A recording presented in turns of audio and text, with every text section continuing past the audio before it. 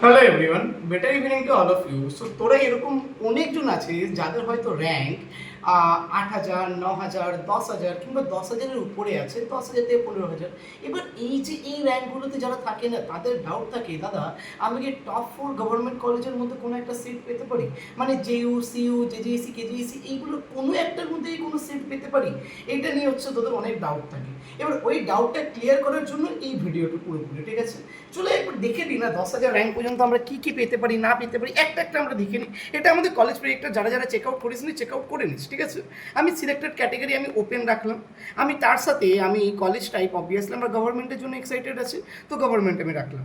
আচ্ছা, এখানে দেখ আমি দেখতে পাচ্ছি জিসিএলটি আছে, দেন জিসিএলটি শ্রীরামপুর আছে, ইউনিভার্সিটি অফ কল্যাণী আছে, আলিয়া ইউনিভার্সিটি আছে, ভেরি গুড। ইসি পেয়ে যেতে পারিস, ওকে। তা আমি কিন্তু টপ 4 গভর্নমেন্ট কলেজ তো আমি দেখতে পাচ্ছি না, টপ 4 গভর্নমেন্ট কলেজ তো আমি দেখতে পাচ্ছি না।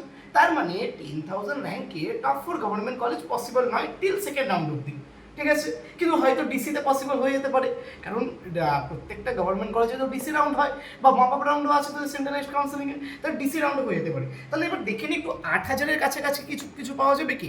আমি 8,000 র্যাঙ্ক মতন দিচ্ছি, ঠিক আছে? আচ্ছা, 8,000 র্যাঙ্ক যখন আমি দিচ্ছি তখন দেখ ঠিক চলে আসলো ক্যালকাটা ইউনিভার্সিটি, তুই PhD polymer science and technology পেতে পারিস, যেটা কাট অফ 2025-এ 6,619, মানে তুই ডিসিতে ধরে রাখ 8,000-এর কাছাকাছি তো পেয়ে যাবে, ঠিক আছে? এর পাশাপাশি আর কি কি পেতে পারিস? জলপাইগুড়িতে সিভিল ইঞ্জিনিয়ারিং পেতে পারিস, যেটা কাট অফ গিয়েছে 7,902, ওকে, ভেরি গুড।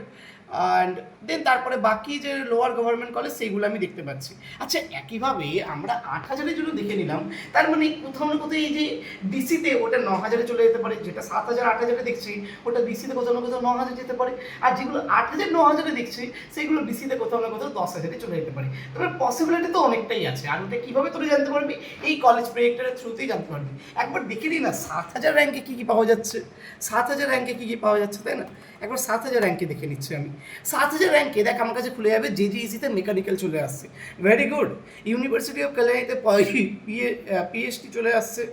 আচ্ছা, তারপরে জিজিইসিতে সিভিল, ওটা তো আগেও দেখলাম আমরা, ব্যাস। বাকি আর কোনো কলেজ আসছে না। তারপরে মোটামুটি আমরা দেখতে পেলাম যে কোন কোন রেঞ্জে কী কী পেতে পারিস, ঠিক আছে? আর এইটা কিন্তু তোর সেকেন্ড রাউন্ডের জন্য। এবার যখন মক আপ রাউন্ডে এর থেকে আরেকটু বেশি র্যাঙ্কে পেতে পারিস, ডিসিতে ওর থেকে আরেকটু বেশি র্যাঙ্কে পেতে পারিস। তো কীভাবে প্রেডিকশন নিবি, কীভাবে আইডিয়াটা নিবি যে কী কী কলেজ পেতে পারিস, ওটার জন্য এই কলেজ প্রজেক্টটা চুজ করতেই হবে। এই কলেজ প্রজেক্টরে গিয়ে তোদেরকে চেক আউট করতেই হবে, ঠিক আছে?